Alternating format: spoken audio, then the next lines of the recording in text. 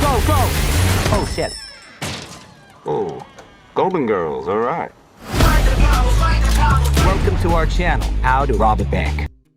A crew of social media savvy bank robbers turns their crimes into a viral spectacle, builds a loyal audience online, gives the stolen money back to regular people, and becomes so dangerous to the system that the FBI has to bring in specialized help to stop them. That is already a strong hook. But what makes this trailer really pop is that it is not pitching the crew as empty content anarchists chasing clout. It is pitching them like angry, camera-ready outlaws who believe the game is rigged and have found a way to weaponize spectacle against the people they think deserve it most. That is a much sharper movie than it first appears to be. The smartest thing this trailer does is immediately explain why the concept works in 2026 instead of feeling like an old Robin Hood story wearing a smartphone. Nicholas Holt's crew is not just robbing banks. They are branding the robberies. They are turning the act itself into content, into performance,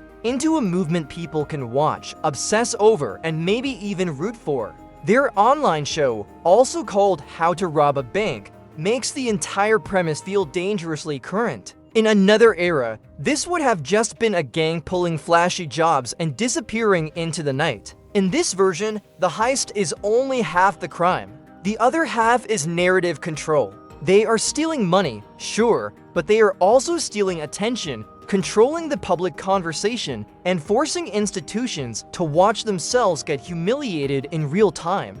That is exactly the kind of update a modern heist movie needs if it wants to feel plugged into the present instead of trapped inside genre nostalgia. And that is where the trailer starts getting really fun. Because once the movie locks onto the idea that influence itself is a weapon, the whole thing becomes more layered. Holt's character is clearly the engine of the group, and the trailer smartly lets him come off like a mix of showman, strategist, and true believer. He is not framed as some random chaos addict who wakes up and decides robbing banks sounds cool. The trailer makes it obvious there is a deeper personal wound underneath everything, especially once it points toward his history with the bank run by Christian Slater's character. That detail matters a lot. Without it, the movie risks feeling like shallow anti-establishment cosplay. With it, the whole operation gains emotional motivation.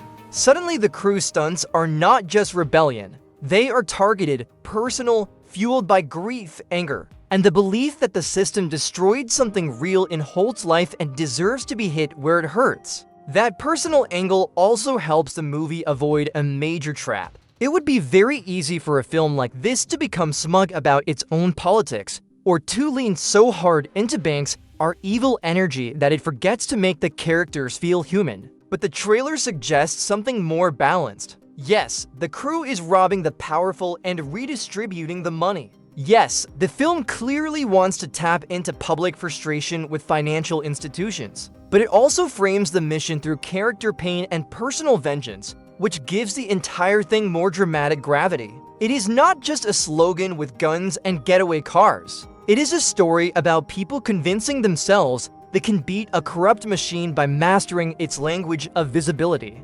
virality, and fear. That makes Zoe Kravitz's role especially important. The trailer introduces her not as part of the robbery crew, but as the software engineer the FBI wants to use against them.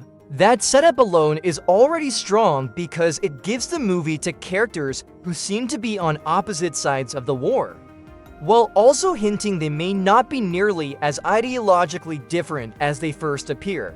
The trailer does a nice job of suggesting that Kravitz's character understands the rot inside the same system Holt is attacking, even if she is initially working from the law enforcement side. That is a really smart piece of tension because it means the movie probably will not settle for a basic cat and mouse structure. It is building toward moral overlap, toward the possibility that the person tasked with stopping the outlaws may gradually realize their diagnosis of the system is not entirely wrong. And once a movie starts playing in that space, the chase gets a lot more interesting. That is also why the John C. Reilly factor works so well here. Reilly immediately gives the FBI side personality instead of turning it into a faceless wall of authority. The trailer makes him feel worn down, clever, and just eccentric enough to keep the law enforcement angle from becoming dead weight. He is not there to be cool in a generic action movie way. He is there to add friction, unpredictability, and probably a little bit of dry absurdity. That matters in a film like this because the tone has to walk a tricky line. It needs the momentum of an action comedy, the crowd-pleasing rhythm of a heist movie, and just enough bite to make the social angle feel real. Riley is the kind of actor who can help keep all of that balanced without the movie becoming too self-serious or too cartoonish. And then there is Pete Davidson, who feels almost weirdly perfect for this kind of story. Davidson has become one of those performers who can instantly sell the idea that a character should not be trusted, but might still be worth following. In a movie about robbery as entertainment and chaos as branding, that energy makes total sense. He does not need to carry the emotional weight of the film, but he absolutely can help sell the crew's volatile chemistry. And chemistry is everything in a heist movie. You can have the smartest concept in the world, but if the crew does not feel like a real ecosystem of conflicting egos, loyalties, nerves, and styles, the whole machine breaks down.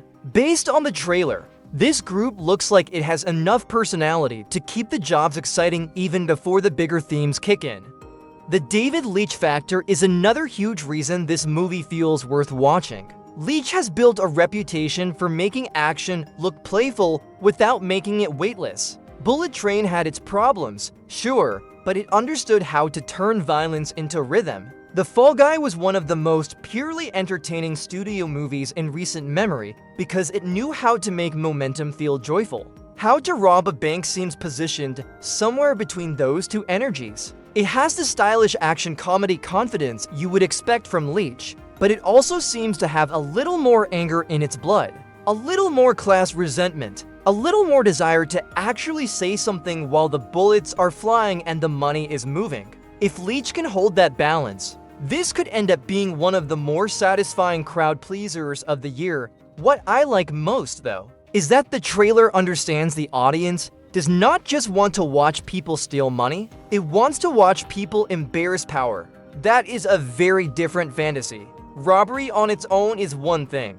Watching wealthy institutions lose control of the narrative, lose their sense of invulnerability, and get turned into the villains of a public performance is something else entirely. That is what gives this movie its modern pulse. The crew is not only taking from the bank, they are attacking the myth of the bank. They are turning financial authority into content, and content into rebellion.